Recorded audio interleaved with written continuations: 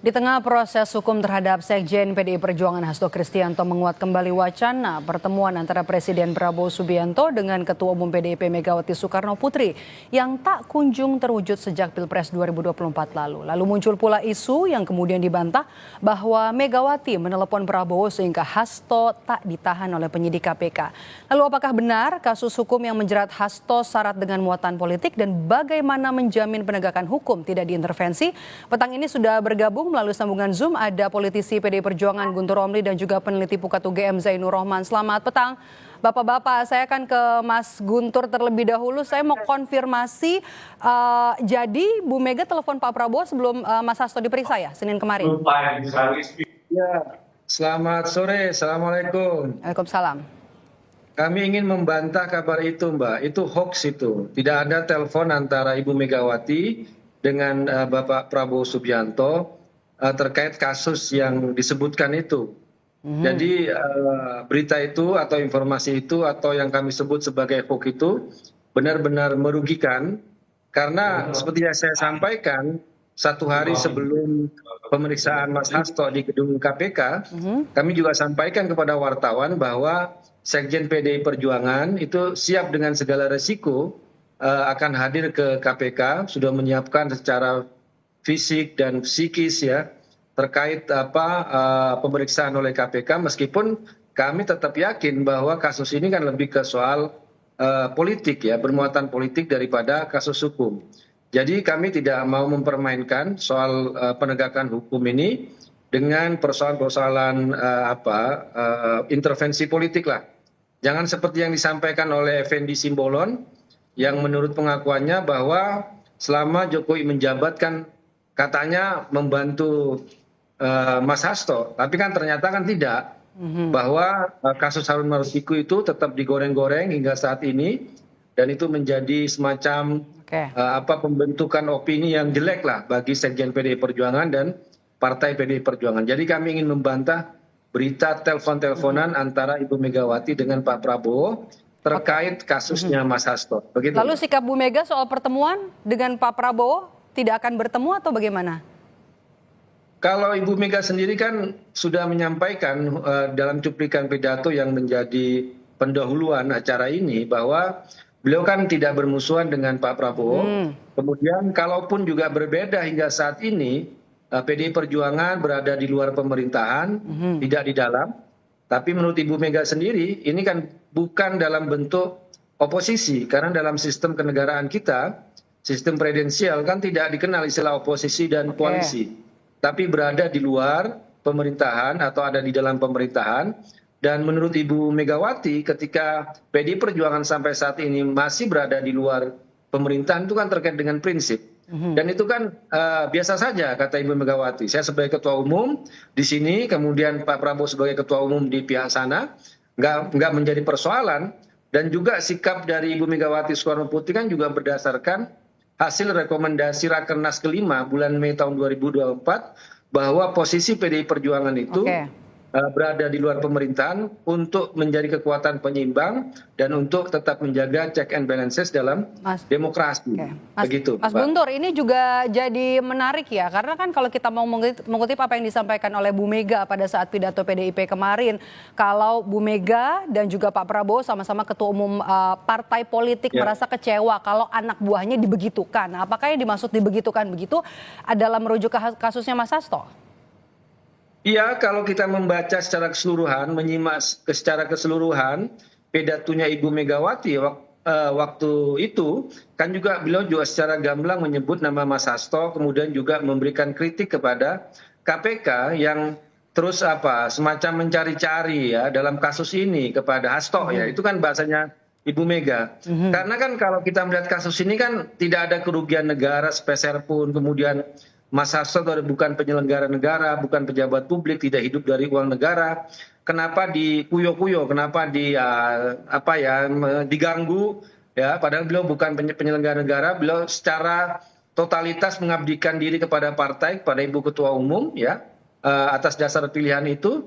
Dan seharusnya KPK yang merupakan lembaga yang dibuat untuk melawan kasus-kasus korupsi yang besar, extraordinary crime ya, kejahatan yang luar biasa dalam kasus korupsi, harusnya kan mengungkap kasus-kasus yang lebih besar ya soal triliunan kerugian negara di situ. Tapi kan Baik. dalam kasus Mas Hasto ini kan tidak ada kerugian negara dan Mas Hasto sendiri bukan pejabat publik. Tapi yang perlu digarisbawahi Mbak, meskipun sampai saat ini Ibu Megawati dengan Presiden Prabowo tidak bertemu, tapi kan sikap dari PDI Perjuangan kan tidak ingin bermusuhan gitu kan. Bahwa seperti disampaikan juga oleh senior kami Mas Ahmad Basara, meskipun PDI Perjuangan berada di luar pemerintahan tapi itu berbeda sikap seperti waktu PDI Perjuangan berada di luar pemerintahan zamannya Pak SBY. Tahan dulu Mas Guntur, saya mau ke Mas Zainur. Mas Zainur, Anda bagaimana melihat penetapan tersangka terhadap Hasto Kristianto? Apakah ada potensi nanti kemungkinan ini Hasto lepas lagi? Iya, yang pertama saya sama sekali tidak percaya ketika ada informasi yang mengatakan bahwa ada komunikasi dari mantan Presiden Megawati kepada Presiden Prabowo untuk meminta agar Hasto itu tidak ditahan. Saya tidak percaya itu. Mengapa? Karena kalau itu terjadi, itu merupakan salah satu bentuk obstruction of justice, bisa dijerat dengan pidana di dalam pasal 21 Undang-Undang Tipikor. Yang kedua soal apakah ke depan KPK akan berhasil mempertahankan perkara ini dan membuktikannya di persidangan, yaitu tergantung bagaimana komitmen dari KPK itu sendiri. Ketika KPK sudah menetapkan seseorang menjadi tersangka, artinya KPK sudah memegang dua alat bukti yang cukup yang menunjukkan perbuatan pidana yang dilakukan oleh seseorang. Bahkan kalau kita ikuti kasus ini, sebenarnya KPK diduga sudah memiliki alat bukti dari tahun 2020. Nah, soal apakah ini adalah politisasi atau bukan, justru kami melihat potensi politisasinya itu ada di tahun 2020 ketika harusnya waktu itu kasus ini dituntaskan tetapi masih ada pihak-pihak yang tidak dijerat, kemudian baru 4 sampai 5 tahun kemudian Hasto Kristianto sebagai Sekjen PDIP kemudian ditetapkan sebagai tersangka.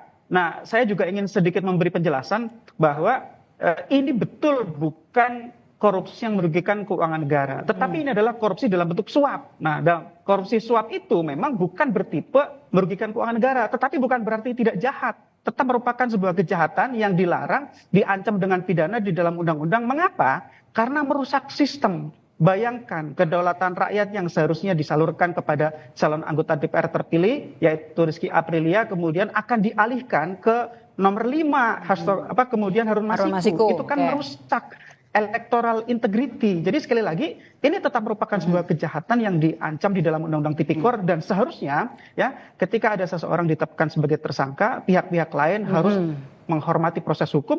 Mas Zainur, ketika kemarin setelah diperiksa hari Senin kemarin Hasto tidak ditahan, itu masih wajar. KPK masih on the right track.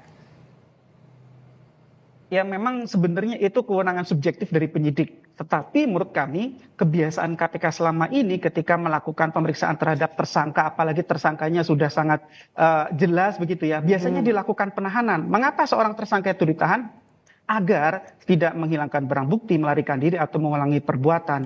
Nah tentu ini kita kembalikan kepada KPK. Kalau KPK tidak menahan Hasto, berarti KPK di kasus-kasus yang lain juga harus memberi penjelasan yang utuh kepada publik. Mengapa ada perlakuan yang berbeda? Biasanya KPK menahan seseorang agar seseorang itu tidak menggunakan kesempatan bebasnya untuk melakukan upaya-upaya yang dapat mengganggu jalannya penyidikan. Misalnya dengan melakukan manuver-manuver untuk mempersulit penyidikan atau biasanya mempengaruhi saksi-saksi dan seterusnya. Jadi menurut saya sebenarnya tradisi KPK itu adalah melakukan penahanan setelah melakukan pemeriksaan terhadap seseorang tersangka. Dan itu ditujukan untuk mendukung efektivitas dan juga kelancaran jalannya penyidikan. Dan satu lagi, ketika dilakukan penahanan seharusnya itu akan memberi batasan waktu yang sangat jelas. Kenapa? Karena di dalam KUHP itu dibatasi waktu penahanan. Sehingga harusnya kalau ditahan itu kasus ini akan lebih cepat selesai. Nah kalau tidak ditahan, ini juga saya sebagai publik bertanya kepada KPK, apakah ini standar baru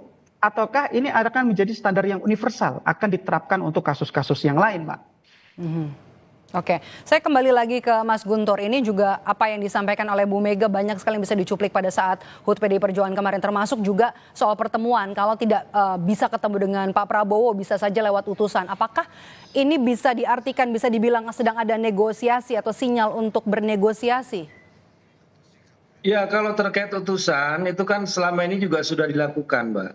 Salah satunya kan Mas Ahmad Basara yang juga menerima amanat dari Ibu Megawati Soekarno Putri jauh-jauh sebelum HUT partai ini atau jauh-jauh sebelum kasus Mas Hasto ditetapkan sebagai tersangka.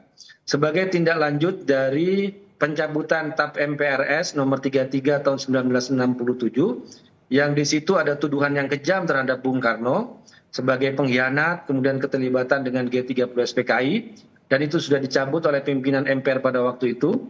Kemudian sebagai tindak lanjut dari pencabutan TAP MPRS tersebut, Mas Ahmad Basarah yang juga wakil Ketua MPR dan sekaligus juga kader PDI Perjuangan, ya juga menemui Presiden terpilih waktu itu, Pak Prabowo Subianto, kemudian dengan penuh kesungguhan dan keseriusan ingin menindaklanjuti terkait pelurusan sejarah, termasuk juga pengembalian hak-hak dan kehormatan Bung Karno sebagai Presiden RI yang pertama. Karena kan TAP MPRS itu kan dari tahun 67, kemudian baru dicabut tahun 2024, dan selama itu pula hak-hak Bung Karno sebagai Presiden Republik Indonesia pertama kan tidak pernah diberikan oleh negara. Hak-hak nama baik, kemudian juga hak-hak seperti finansial dan sebagainya. Dan itulah yang membuat Ibu Megawati terharu ketika Presiden Prabowo juga memberikan keseriusan ya, dan itu melalui perantara. Kemudian Mas Pramono Anung juga mengaku sering diutus oleh Ibu Megawati Soekarno Putri untuk menyampaikan pesan, Mbak. Jadi Mas Guntur, apa yang menurut Anda apa yang ada di balik isu telepon antara Bu Mega dan juga Pak Prabowo, kenapa bisa muncul, kemudian dibantah ramai-ramai, dan kemudian apa yang Anda lihat ada di belakang isu ini? Kalau menurut saya itu hanya hoax, hanya rumor yang dibikin oleh orang yang tidak bertanggung jawab, hanya untuk mengalihkan sebuah isu. Padahal kalau mau bicara soal obstruction of justice, seharusnya Effendi Simbolon dan Joko Widodo itu bisa dipanggil oleh KPK. Karena apa? Karena pernyataan itu sudah jelas dari Effendi Simbolon. Jadi menurut Anda pengalihan isu ya? Iya, daripada yang isu sekarang telepon-teleponan, kenapa enggak Effendi Simbolon aja tuh yang mengaku selama menjadi presiden menjaga Hasto Kristianto. Coba itu dipanggil Effendi Simbolon dengan Joko Widodo daripada meributkan soal hoax telepon-teleponan antara Ibu Megawati dengan Presiden Mas Zainur, Prabowo. saya mau bertanya soal obstruction of justice yang ada di awal, apakah masih bisa diungkit lagi sekarang? Bisa dong. Jadi kan obstruction of justice itu terjadi ketika disangkakan terhadap Hasto Kristianto yang memberi perintah-perintah kepada orang-orang termasuk Harun Masiku untuk menyelamatkan diri dari jeratan KPK, dan itu adalah perbuatan pidana gitu ya. Nah, ini bisa menjadi potensi obstruction of justice yang baru jika ada pihak-pihak yang mencoba menghalangi penyidikan terhadap Hasto Kristianto. Kalau tadi Bang Guntur menyampaikan, kalau benar misalnya Pak Jokowi berdasarkan informasi Effendi Simbolon misalnya melindungi dan menghalang-halangi proses penyidikan terhadap Hasto Kristianto di tahun 2020, itu pun bisa. Kalau sekarang misalnya ada hembusan informasi yang saya tidak percaya itu, bahwa Bu Mega menelpon Pak Prabowo agar tidak menahan seorang Hasto Kristianto di KPK. Kalau peristiwa itu real benar terjadi, itu juga bisa dijerat sebagai obstruction of justice. Jadi sekali lagi, obstruction of justice itu adalah sebuah kesengajaan yang bertujuan untuk merintangi atau menggagalkan sebuah penyidikan perkara tindak pidana korupsi. Dan itu bisa dijerat terhadap siapapun kalau setiap orang itu memang punya tujuan, sekali lagi, untuk merintangi penyidikan. Nah, ini sekarang kita tunggu proses di KPK. Harapan saya adalah KPK jangan berlama-lama di dalam menangani kasus Hasto Kristianto ini, karena ini kasus panas sekali, agar segera bisa ada kepastian hukum gitu ya. Nah, terakhir Mas Zainur, bagaimana kemudian kita bisa menjamin penegakan hukum di KPK untuk tetap independen dan juga berintegritas meski nuansa politik yang sangat kental di kasusnya Mas Hasto ini? Pertama, KPK harus pertama kali memenangkan dulu pra peradilannya, ya. Itu bukti awal bahwa KPK memang benar-benar fight, serius di dalam menyelesaikan perkara ini. Yang kedua, nantinya di pokok perkara KPK harus bisa membuktikan.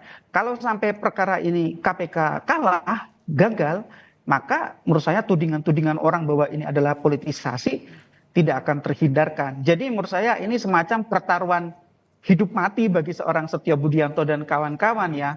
Ini mereka akan dicatat oleh sejarah apakah mereka memang benar-benar menegakkan hukum atau mereka punya agenda-agenda politik. Yang kedua menurut saya ini akan menjadi lebih terang sebenarnya kalau KPK segera bisa menangkap Harun Masiku, gitu ya. Kenapa? Karena kan ini kasus terkait, ya. Masa Harun Masikunya belum ditangkap, tetapi Hasto Kristiantonya sudah ditetapkan sebagai tersangka. Harusnya setelah penetapan tersangka Hasto Kristianto, Harun Masiku biar segera ditangkap agar informasi tentang peristiwa penyuapan dan juga obstruction of justice-nya itu bisa utuh di depan persidangan. Dan ini menjadi tugas bagi Pak Setio Budianto, Ketua KPK saat ini, Terbalik tuh, agar Mas. gitu ya, publik Temukan dapat Harun Masiku informasi yang dulu. utuh. Terbalik Singkat saja, Mas Guntur. Logika hukumnya terbalik itu. Logika hukumnya terbalik. Harusnya ya yang menyuap itu yang ditangkap Harun Masiku. Kemudian kalau mau dikembangkan kepada perkara lain yaitu berdasarkan pemeriksaan terhadap Harun Masiku. Di sini Harun Masiku belum ditemukan, belum ditangkap, tiba-tiba sudah dikembangkan Hasto Kristianto sebagai tersangka. Dan berdasarkan fakta-fakta pengadilan itu bertentangan. Nggak ada itu hubungan antara Hasto Kristianto itu dalam putusannya Wahyu Setiawan, Agustiani, bahwa uang itu dari Harun Masiku. Jadi kalau mau ngembangin perkara, tangkap dan temukan dulu Harun Masiku, baru kembangin ke pihak-pihak yang lain. Jadi jangan dibolak-balik logika hukumnya itu. Gitu Saya loh, Mas. saya jelaskan secara hukum, Bang Guntur. Saya jelaskan secara hukum ya. Jadi penetapan seseorang sebagai tersangka itu didasarkan pada alat bukti. Kalau ada beberapa tersangka, satu orang tersangka itu melarikan diri, calon tersangka lain itu bisa ditetapkan sebagai tersangka selama ada kecukupan alat bukti. buktinya Baik. kemana, Terakhir, Mas Zainur? Mas Guntur, apakah Alat nanti PDI buktinya Perjuangan kemana? bersiap untuk membantu KPK untuk memberitahu di mana buktinya lokasi kemana dari disebut itu? Harun Masiku? Alat buktinya nggak ada kok. Fakta persidangan Hasto Kristianto sudah jelasnya terlibat. Alat bukti sangat banyak alat bukti ya. Alat bukti KPK pasti Mana? sudah pegang Sebut. Oke. Sebut, coba Sebentar, sebut. Mas Zainur, jadi apakah Pasti, nanti PDI ya. Perjuangan mau Halo. membantu Sebut, untuk alat buktinya mana? memberitahu di mana keberadaan dari Harun Masiku?